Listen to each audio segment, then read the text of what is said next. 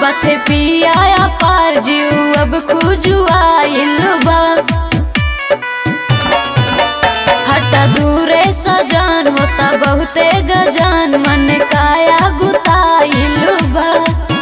तनी बदे के दाना बोलाई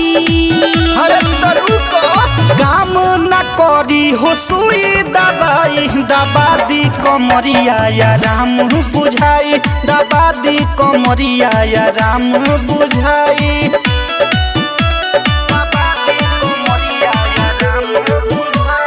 रिकॉर्डिंग बाय स्टूडियो।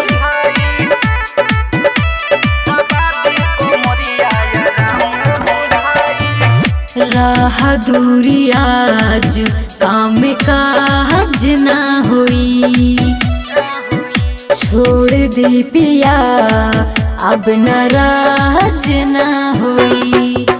तनिया वो होनिया मिटा दी दुख तो बोली हो मिटाई हो से जिया के भूल दर्द के दाना खियाई।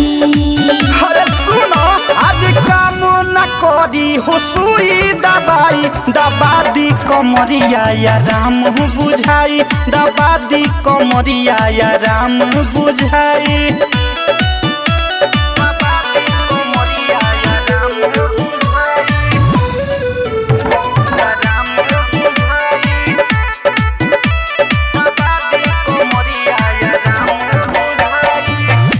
बुझा विपात नया फात पाला हो काहे अचाल कुछ हाल ढाल हो। बोल हाथ जे लागी बुझालन हो तब सोना या राम होई जालन हो।